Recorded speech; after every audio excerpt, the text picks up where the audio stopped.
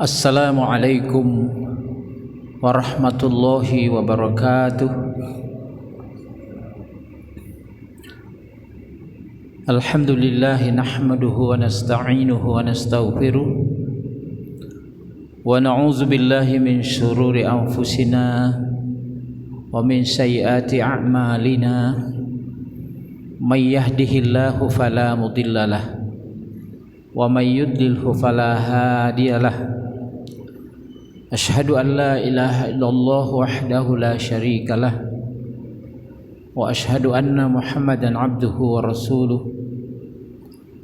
Allahumma salli wa sallim wa barik ala nabiyyina Muhammad wa ala alihi wa sahbihi ajma'in. Faqad qala Allah ta'ala fil Qur'anil Karim, a'udzu billahi minasy syaithanir rajim. Wal 'asri innal insana lafi khusr illa allazina amanu wa 'amilus solihati wa tawasaw bil haqq wa tawasaw bis sabr.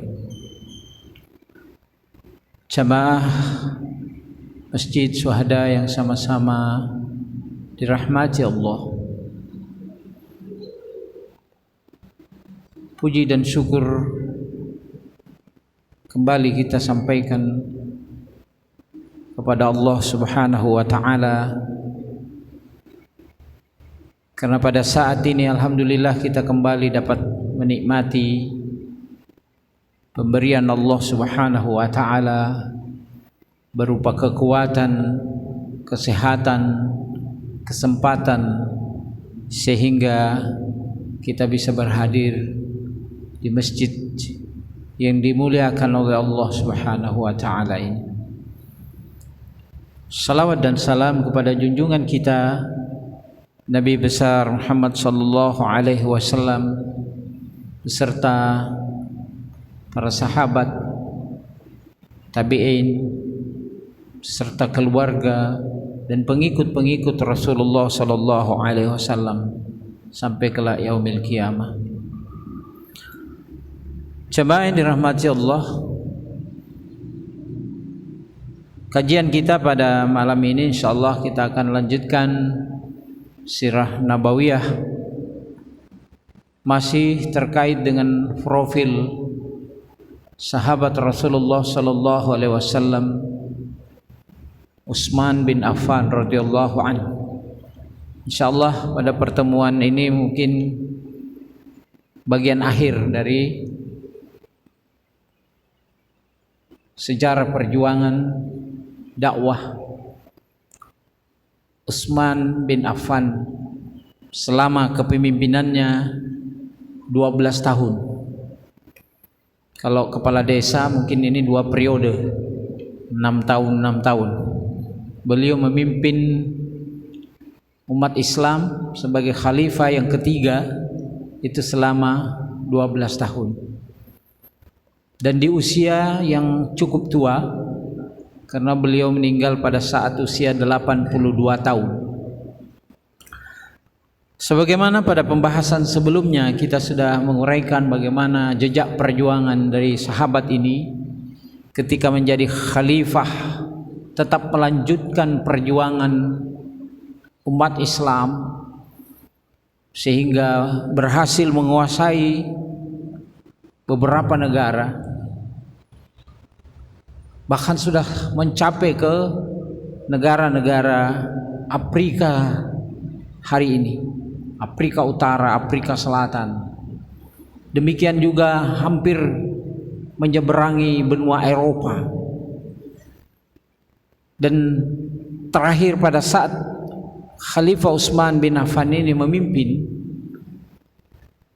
itu perjuangan sempat menuju suatu tempat yang lama sudah diincar oleh gubernur Syam yang bernama Muawiyah bin Abu Sufyan, mencita-citakan menguasai daerah ini. Daerah ini namanya daerah Siprus, diberi gelar daerah hijau pada saat itu. Tapi ini agak berat karena harus menyeberangi lautan. Sementara umat Islam pada saat itu hanya bergerak di darat.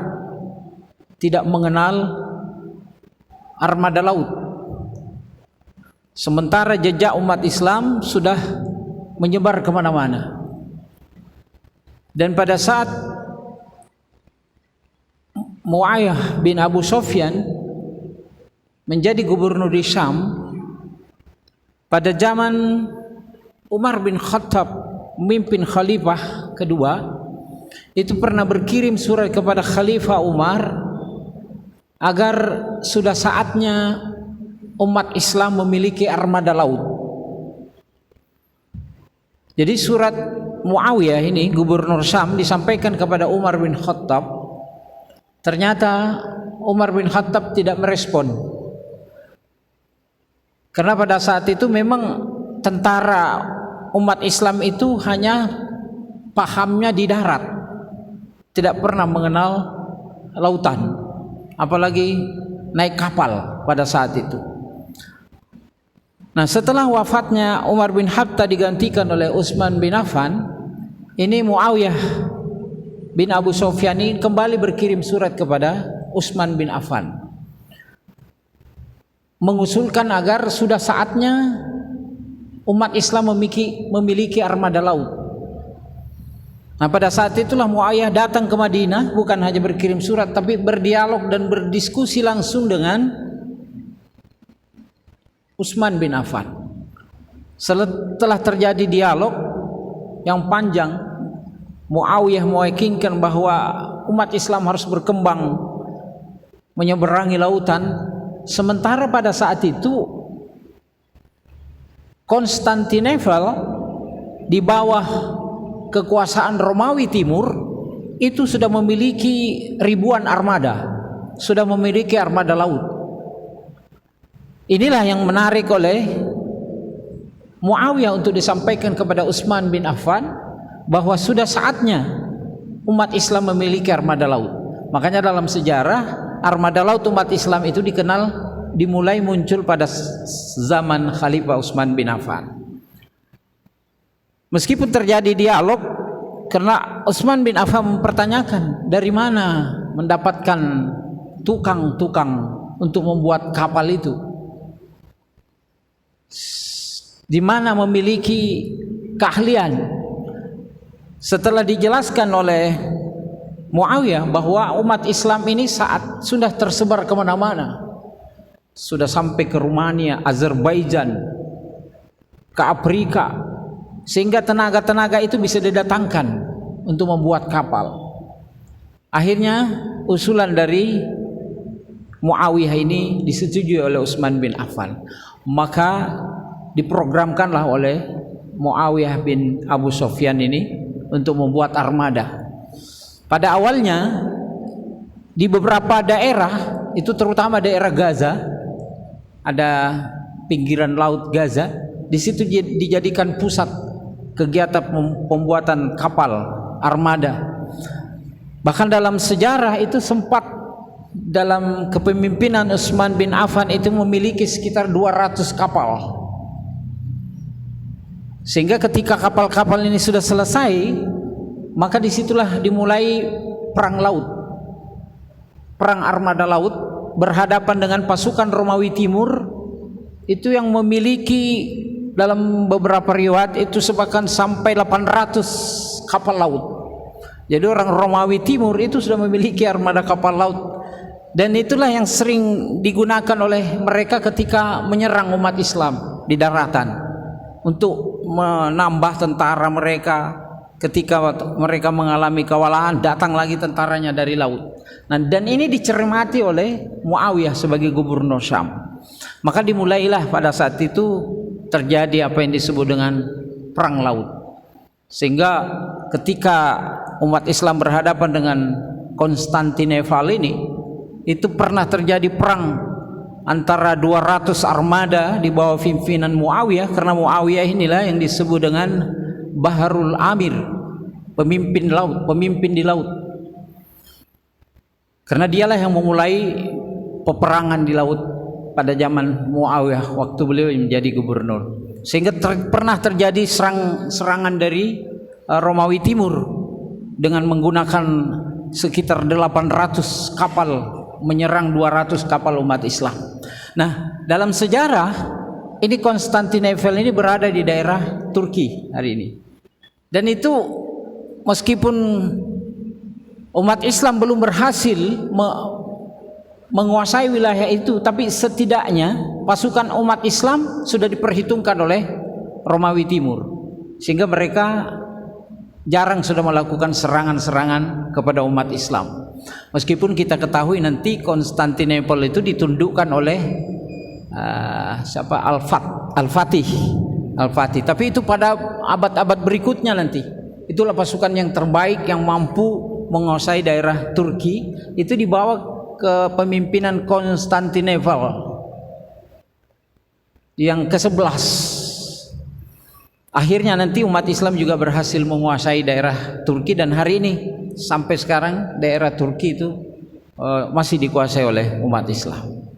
Itu sejak Utsman bin Affan sudah melakukan perencanaan untuk menguasai daerah itu, dan pada akhirnya ternyata umat Islam memang menguasai daerah itu, dan itu termasuk daerah Eropa Timur hari ini. Nah, jamaah yang dirahmati Allah, inilah letak keleluasan pengaruh umat Islam sejak zaman Utsman bin Affan. Nah, demikian juga pada zaman Utsman bin Affan ini dimulailah renovasi besar-besaran Masjid Nabawi dan Masjidil Haram. Itu juga dimulai oleh Utsman bin Affan. Bahkan perluasan Masjid Nabawi hari ini yang kita lihat luasannya luar biasa itu sebagian dibeli oleh Utsman bin Affan. Lokasi-lokasinya itu diperluas, dibeli langsung oleh Utsman bin Affan, dan dimulailah ada ukiran-ukiran di dalam Masjid Nabawi itu. Kemudian bahan-bahannya juga udah mulai dirubah. Nah, demikian juga Masjidil Haram sudah dilakukan renovasi. Kenapa? Karena umat Islam sudah semakin berkembang, sudah semakin banyak, jamaah haji juga udah mulai berdatangan, maka Utsman bin Affan berinisiatif untuk memperluas Masjid Nabawi dan Masjidil Haram, dan sampai hari ini terus-menerus dilakukan renovasi, perbaikan, dan kalau kita menyaksikan bagaimana keindahan Masjid Nabawi dan Masjidil Haram, bahkan triliunan uang yang dikeluarkan oleh anggaran pemerintah Arab Saudi untuk membiayai Masjid Nabawi dan Masjidil Haram ini, itu dimulai oleh Utsman bin Affan.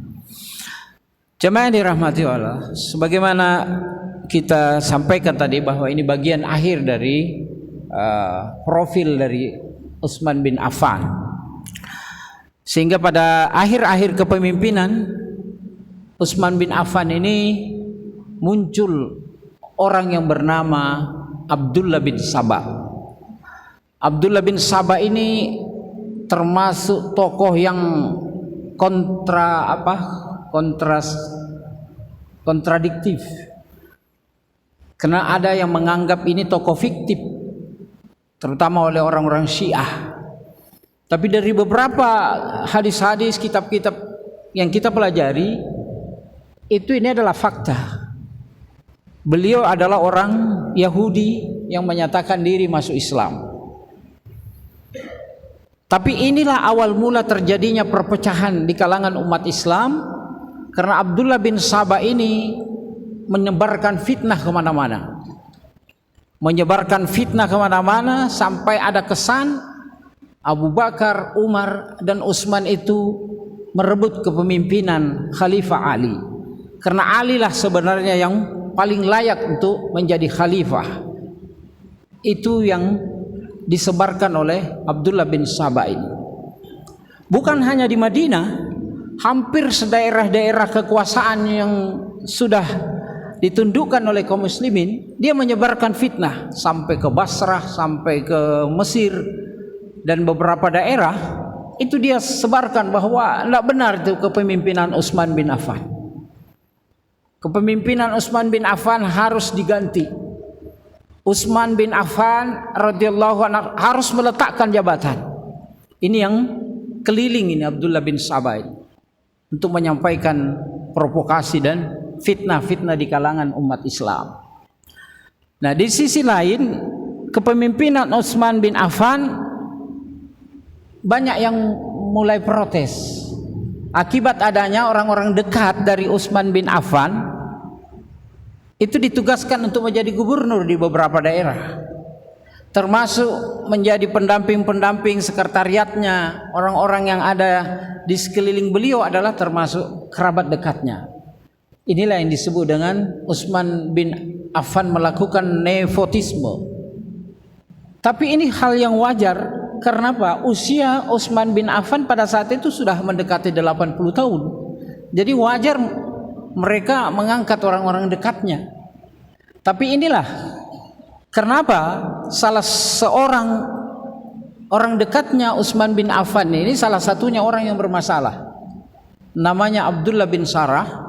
Ketika terjadi Fathul Mekah ini sempat dikatakan oleh Rasulullah sebagai orang murtad. Tapi dia dimaafkan oleh Utsman bin Affan setelah ingin kembali. Ternyata Abdullah bin Sarah ini ditugaskan menjadi gubernur di Mesir. Sehingga apa yang terjadi ketika menjadi gubernur di Mesir, rupanya sikap dan perilaku yang selama ini, selama Rasulullah hidup, itu kembali berulah. Sehingga orang-orang Mesir banyak protes. Belum lagi provokasi yang dilakukan oleh Abdullah bin Sabah. Sehingga apa yang terjadi? Ada beberapa daerah, Basrah, daerah Mesir, dan daerah Isfahan itu berkumpul untuk datang ke Madinah. Dalam beberapa riwayat disebutkan sekitar 500 orang. Dari Mesir 500 orang, dari Baghdad, dari Isfahan itu 500 orang datang untuk mengepung kota Madinah. Disinilah nanti terjadi pembunuhan terhadap Utsman bin Affan. Inilah yang disebut dengan pemberontak. Nah, mereka datang ke Madinah untuk mendatangi Utsman bin Affan supaya meletakkan jabatan. Dan mereka sudah mempersiapkan pengganti. Di antaranya adalah Ali bin Abi Thalib. Orang Mesir meminta Ali bin Abi Thalib yang menjadi khalifah pengganti Utsman. Orang Baghdad meminta Zubair bin Awam. Dari daerah yang lain meminta Tolhah yang menggantikan posisi Utsman bin Affan. Tetapi ketika pemberontak ini mendatangi ketiga orang ini, ternyata semua mereka menolak. Mereka menolak untuk menggantikan Utsman bin Affan. Nah, sehingga mereka pada saat itu dalam riwayat selama 40 hari 40 malam mengepung kota Madinah, termasuk rumahnya Utsman bin Affan. Nah, sehingga sempat terjadi dialog, diskusi yang panjang pada saat itu, sehingga disepakati kalau Utsman bin Affan bersedia mengganti gubernur Mesir yang bernama Abdullah bin Sarah, digantikan oleh orang yang bernama Abdullah bin Abu Bakar. Sehingga pada saat pemberontak ini mendapatkan persetujuan dari Utsman, pergantian gubernur Mesir pada saat itu, sebagian pemberontak ini pulang ke Mesir. Mereka pulang, termasuk yang ke Baghdad, mereka sudah pulang karena ada kesepakatan untuk mengganti sebagian gubernur. Ternyata dalam perjalanan selama 3 hari dari Madinah ke Mesir, itu tiba-tiba ada orang naik kuda. Karena mereka terlalu kencang lari kudanya, lalu di-stop oleh rombongan yang mau pulang tadi ke Mesir. Nah, ketika dicegat, lalu dipreteli, ternyata ditemukan surat. Dan dibukalah oleh Abdullah bin Abu Bakar yang tadi yang ditugaskan pulang ke Mesir untuk mengganti posisi Abdullah bin Sarah. Ternyata ketika dibuka surat itu, ternyata isinya memerintahkan kepada Abdullah bin Sarah, apabila Abdullah bin Abu Bakar nanti tiba di Mesir bersama kelompoknya, maka bunuhlah mereka semua.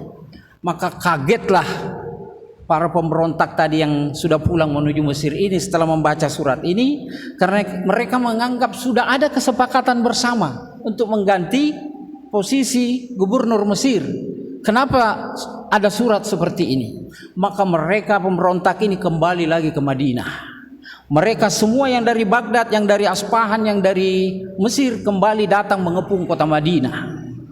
dan mereka meminta pertanggungjawaban kepada Utsman bin Affan atas sikap ini. Dan ternyata Utsman bin Affan tidak mengakui ada membuat surat. Utsman bin Affan bahkan bersumpah, demi Allah, dia bukanlah yang membuat surat itu.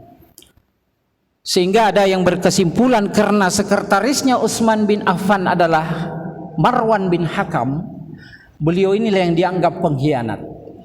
Beliau inilah yang selalu memegang setempel surat yang selalu ditandatangani oleh Utsman bin Affan. Sehingga ditemukan dalam surat itu memang ada cap atas nama Utsman bin Affan. Nah, sehingga dalam beberapa ahli sejarah menyebut Marwan bin Hakam inilah yang terlibat membuat surat itu.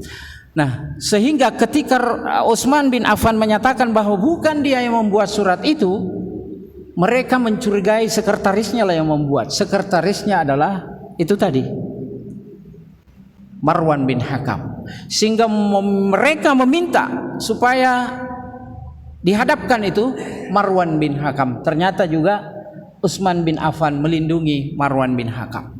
Sementara sebagian sahabat-sahabat Rasulullah termasuk Ali bin Abi Thalib, Talha, Zubair bin Awam itu tetap meminta supaya Utsman dijaga dalam pengepungan itu. Bahkan ketika mengetahui posisi Utsman bin Affan dalam keadaan terdesak, itu Abu Hurairah datang dengan membawa pedangnya. Mereka siap apa yang diinstruksikan oleh Utsman bin Affan. Ternyata Utsman bin Affan mengatakan jangan sampai ada pertumpahan darah.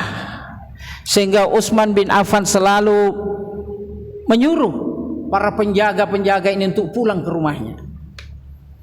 Sehingga terjadilah perdebatan-perdebatan antara pemberontak dengan penduduk Madinah yang ingin membela Utsman bin Affan. Sementara pada saat itu tokoh-tokoh umat Islam itu tidak banyak berada di Madinah karena mereka masih melakukan jihad di beberapa tempat. Sehingga sebanyak 700 orang yang siap mendukung Utsman bin Affan itu disuruh pulang oleh Utsman bin Affan.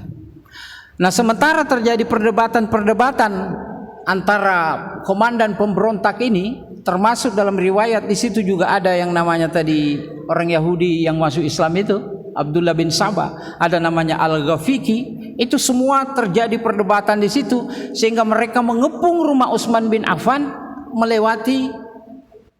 lewat belakang, bahkan sempat menaiki rumah orang yang di sebelah rumah Utsman bin Affan itu. Dari situlah mereka masuk ke dalam rumah Utsman bin Affan. Dan dalam beberapa riwayat disebutkan Utsman bin Affan juga sudah siap memakai baju perangnya pada saat itu. Tapi dalam keadaan terdesak, dia dalam keadaan masuk ke dalam rumah membaca Al-Quran. Nah, dalam beberapa riwayat itu tadi Abdullah bin Abu Bakar itu adalah putra dari Abu Bakar As-Siddiq yang tadi rencana ingin dijadikan gubernur, itu ikut bergabung dengan pemberontak.